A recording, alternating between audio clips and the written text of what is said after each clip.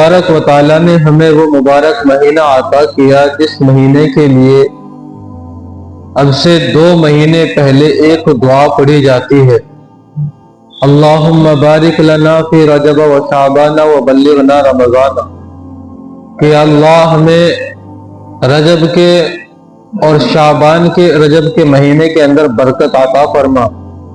اور شعبان کے مہینے کے اندر برکت عطا فرما اور ہمیں رمضان کا مہینہ نصیب فرما۔ اس کا مطلب یہ ہوا کہ اللہ ہمیں اتنے عمر عطا فرما کہ جو رمضان کا مہینہ ہمیں نصیب ہو جائے۔ علماء فرماتے ہیں کہ اس نیت سے اگر کوئی شخص اپنی عمر کے لمبا ہونے کے دعا مانگے کہ میں اور زیادہ خیر کے کام کر سکوں، میں اور زیادہ اللہ کو راضی کر سکوں، میں اور زیادہ اللہ کی رضا والے اعمال کر سکوں، تو اس کے لیے یہ دعا مانگنا جائز ہے۔ اور اگر کوئی آدمی یہ تمنا کرے کہ کاش میں مر جاؤں، مجھے موت آ جائے، اپنی کوئی موت کی تمنا کرے، کبھی کبھی آدمی بہت زیادہ پریشان ہو کر کہہ دیتا ہے کہ اس دنیا سے چلا ہی جاؤں وہی زیادہ اچھا ہے، کہ اب تو اٹھا ہی لے وہی زیادہ اچھا ہے، تو ایسا کہنا یہ بڑی گناہ کی بات ہے، نہیں کہنا چاہیے۔ اللہ کے نبی صلی اللہ علیہ وسلم دعا مانگا کرتے تھے، اللہم احیینی ما کانت حیات خیرا لی، کہ یا اللہ جب تک زندگی میرے حق میں بہتر ہو مجھے زندگی عطا فرما، وتوفنی اور مجھے موت عطا فرما جب موت میرے حق میں بہتر ہو۔ کیونکہ اگر آدمی دنیا سے چلا جائے اور وہ اس حالت میں جائے کہ اس کا رب اس سے ناراض ہو، اللہ ناراض ہو، تو یہ بڑا خسارے کا سودا ہے، یہ بڑی پریشانی کی بات ہے۔ تو آدمی اللہ سے ہر حال کے اندر خیر کا طالب رہے کہ اللہ دنیا کے اندر بھی اور آخرت کے اندر بھی خیر عطا فرما۔ اللہ کے نبی صلی اللہ علیہ وسلم نے حضرت عائشہ سے پوچھا کہ عائشہ تجھے بتاؤں میں کہ سب سے اچھی دعا کون سی ہے، سب سے اچھا تحفہ کون سا ہے؟ حضرت عائشہ فرمانے لگی یا رسول اللہ ضرور بتائیے۔ آپ صلی اللہ علیہ وسلم نے ارشاد فرمایا کہ تم یوں کہو ربنا آتنا فی الدنیا حسنہ وفی الآخرۃ حسنۃ وقنا عذاب النار، کہ جس کا مطلب یہ ہے کہ اللہ ہمیں دنیا میں بھی بھلائی عطا فرما اور ہمیں آخرت میں بھی بھلائی عطا فرما اور جہنم کی آگ سے ہماری حفاظت فرما۔ اور اللہ تبارک و تعالیٰ نے پھر یہ جو مبارک مہینہ عطا کیا ہے، اس مہینے کا جو مقصد ہے وہ مقصد ہی ہے اللہ تبارک و تعالیٰ کے لیے اپنے آپ کو گناہوں سے بچانا، تقوی اختیار کرنا۔ کیونکہ اللہ تعالیٰ نے فرمایا یا ایھا الذین آمنوا کتب علیکم الصیام، کہ اے ایمان والو تم پر روزے فرض کیے گئے ہیں، کما کتب علی الذین من قبلکم، جیسا کہ تم سے پہلے لوگوں پر بھی روزوں کو فرض کیا گیا تھا۔ لیکن ان روزوں کو فرض کرنے کا جو مقصد ہے، ان روزوں کو فرض کرنے کی جو حقیقت ہے، وہ صرف اور صرف یہ ہے تاکہ تم پرہیزگار بن جاؤ، تاکہ تم تقوی والے بن جاؤ، تاکہ تم اللہ کا خوف رکھنے والے، اللہ سے ڈرنے والے اور اللہ تبارک و تعالیٰ کو ہر وقت اپنی نگاہوں کے سامنے رکھنے والے بن جاؤ کہ کوئی بھی عمل کرو تمہارے ذہن میں یہ ہو کہ اللہ مجھے دیکھ رہا ہے، اللہ کی نگرانی میری نگاہوں کے سامنے ہونی چاہیے۔ دنیا کے سامنے ہم نکل جائے اور ہم دیکھیں کہ کہیں پر کیمرہ لگا ہوا ہے، وہاں لکھا ہوا کہ آپ کیمرے کی نظر میں ہیں، تو ہم وہاں ہر عمل بچ بچ کے کرتے ہیں، بہت احتیاط سے کرتے ہیں کہ کہیں کیمرے میں نہ آ جاؤں، کہیں سامنے والے کو پتہ نہ چل جائے میں نے جو گڑبڑی کی ہے، کہیں وہ گڑبڑی میری بات میں سامنے نہ آ جائے کہ بات پھر پولیس کے پاس جائے گی، فلاں جگہ جائے گی، شرمندگی ہوگی۔ لیکن انسان یہ بھول جاتا ہے کہ اللہ تبارک و تعالیٰ نے ارشاد فرمایا وَهُوَ مَعَكُمْ أَيْنَمَا كُنتُمْ، کہ تم جہاں کہیں بھی ہو اللہ تعالیٰ تمہارے ساتھ ہے۔ اللہ تبارک و تعالیٰ کی نگاہوں سے تم کبھی بھی اپنے آپ کو چھپا نہیں سکتے، اپنے آپ کو بچا نہیں سکتے، بلکہ اللہ کی نگاہ ہر وقت تمہارے اوپر ہے۔ تو اسی لیے تم ہر وقت اپنے آپ کو گناہوں سے بچا کے رکھو، اپنے آپ کو برائی سے بچا کے رکھو، اپنے آپ کو غلطیوں سے بچا کے رکھو، کہ روزے کا مقصد یہ ہے ہماری نگاہوں کے سامنے جو ہونا چاہیے۔ روزے کا مقصد صرف یہ نہیں کہ آدمی نے کھانا چھوڑ دیا، آدمی نے پینا چھوڑ دیا، بلکہ جیسے اللہ تعالیٰ نے کچھ وقت کے لیے حلال چیزوں سے بھی بچایا ہے، ایسے ہی اپنے آپ کو آدمی حرام چیزوں سے بھی بچائے۔ ہوتا یہ ہے کہ آدمی اپنے آپ کو کھانے سے روک لیتا ہے، آدمی اپنے آپ کو پانی پینے سے روک لیتا ہے، اپنی بیویوں سے صحبت سے رک جاتا ہے، لیکن جو حرام چیزیں ہیں جن سے اپنے آپ کو بچانے کی زیادہ ضرورت تھی، ان چیزوں سے انسان اپنے آپ کو نہیں بچاتا، کہ کہیں غیبت میں لگا ہوا ہے، کہیں جھوٹ بولنے میں لگا ہوا ہے، کہیں موبائل میں فلمیں دیکھنے میں، ویڈیو دیکھنے میں لگا ہوا ہے، کہیں آدمی گیم کھیلنے میں لگا ہوا ہے، کہ روزے کا وقت پورا کرنے کے لیے آدمی حلال چیزوں کو چھوڑ کر، ان چیزوں سے بچ کر، ان سے احتیاط کر کے حرام کاموں کے اندر ملوث رہتا ہے۔ حالانکہ آدمی جیسے حلال کاموں سے بچتا ہے تو حرام چیزوں سے بچنے کی ضرورت اس سے بھی زیادہ تھی، کہ آدمی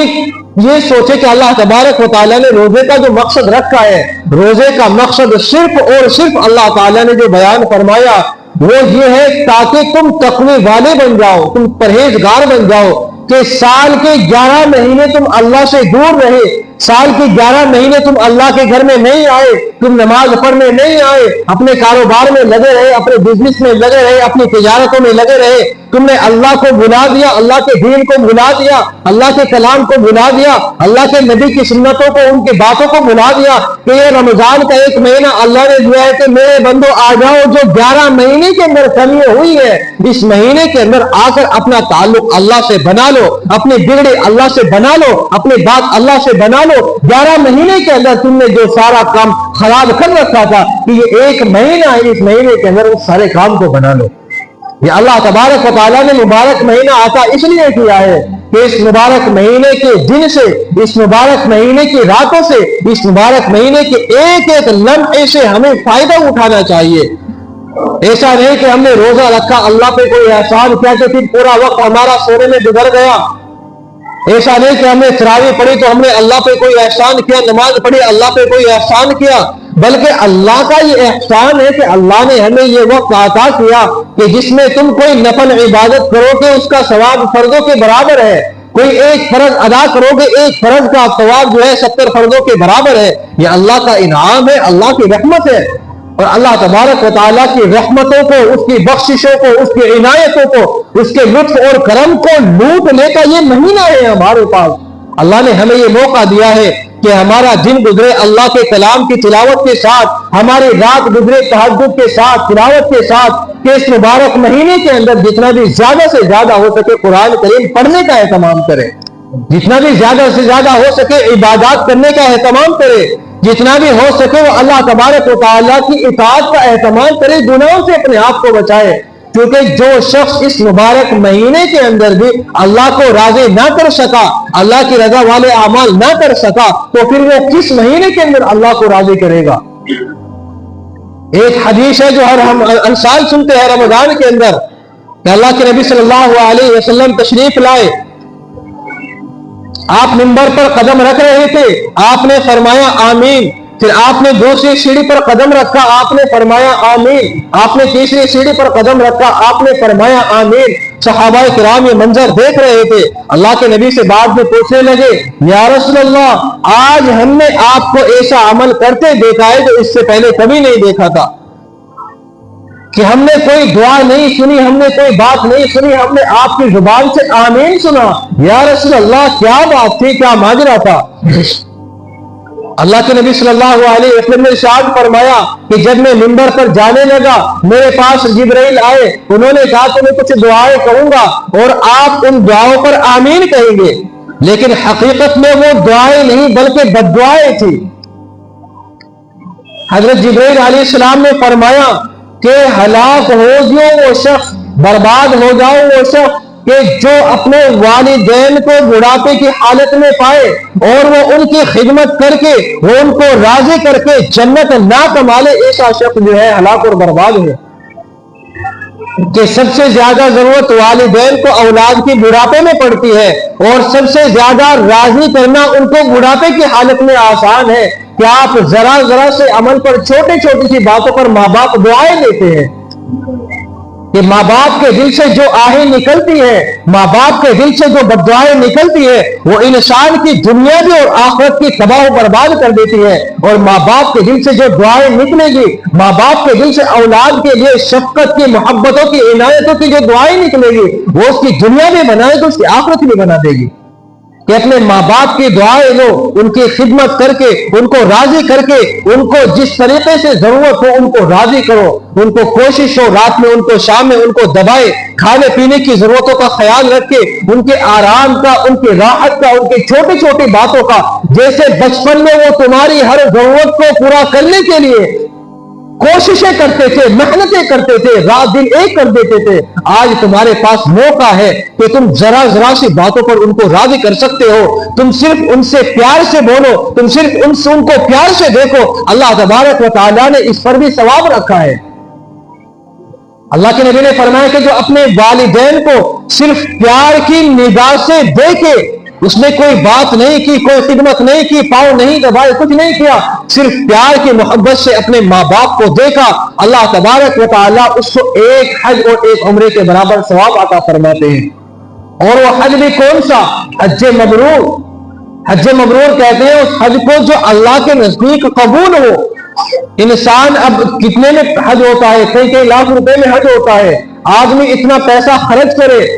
اور راستے میں تکلیفیں اٹھائے، آدمی تو وہاں بھی کوئی پریشانی ہو، یہاں بھی کوئی پریشانی ہو، یا کچھ بھی آدمی تکلیفیں اٹھائے، حج کرے، اتنا پیسہ خرچ کرنے کے بعد پھر بھی حج قبول نہ ہو تو کتنے گھاٹے کا سودا ہے۔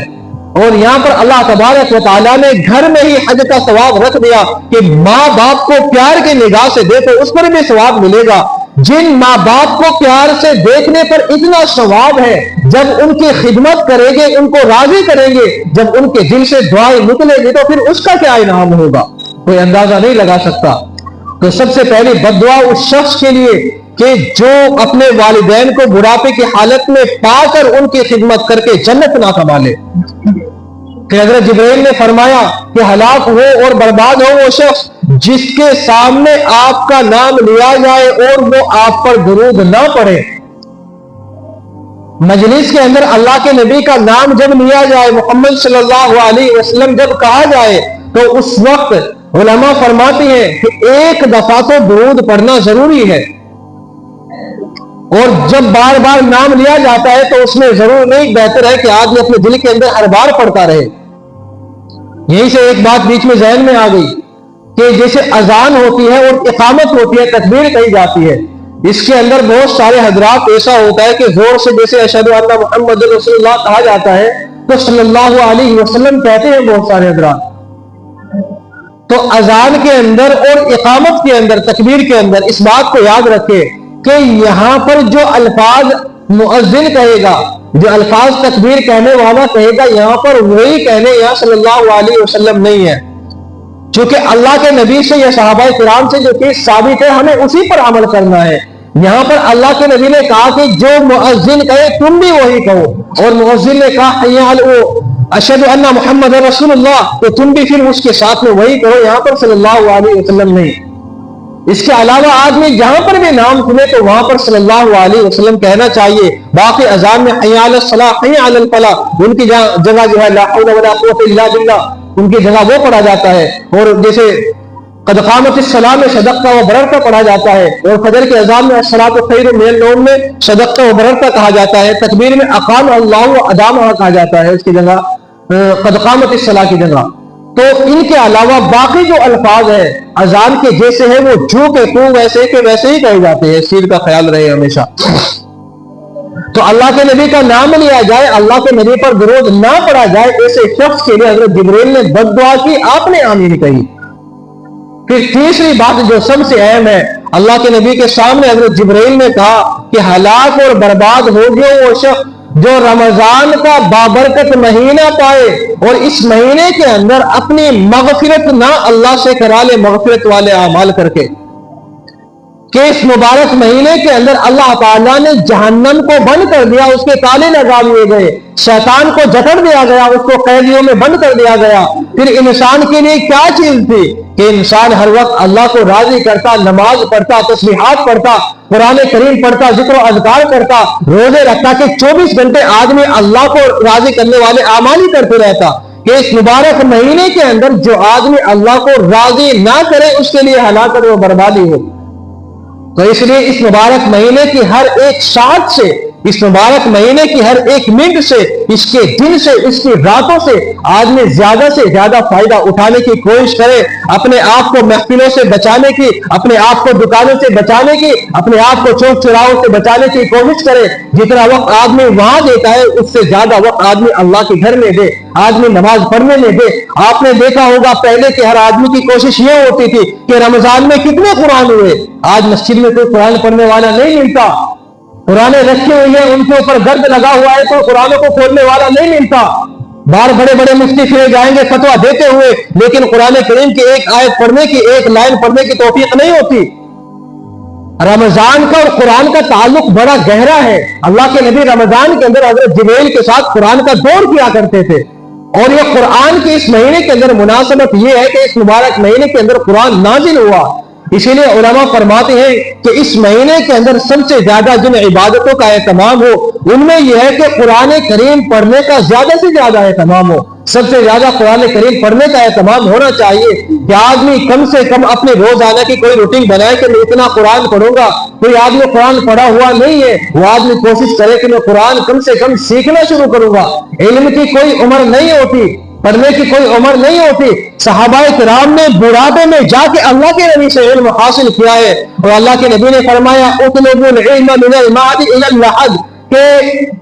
علم کو حاصل کرو ماں کی گود سے لے کر قبر کی گود تک، اس کی کوئی عمر نہیں ہوتی۔ آدمی یہ سوچے کہ اب میں کہاں سے سیکھوں گا، اب پڑھا نہیں جائے گا، اب سیکھا نہیں جائے گا۔ جب دل کے اندر تڑپ ہوتی ہے، جب دل کے اندر شوق ہوتا ہے تو پھر وہ عمروں کا محتاج نہیں ہوتا، بلکہ وہ محنتوں کا محتاج ہوتا ہے۔ جب آدمی کسی چیز کو ٹھانتا ہے، جب آدمی کرتا ہے تو اس کام کو کر گزرتا ہے، اور اگر اس کام کو پورا نہ بھی کر گزرے تو کم سے کم کل اللہ کے سامنے اس بات کو تو کہہ دے گا کہ اللہ میں نے کوشش کی تھی۔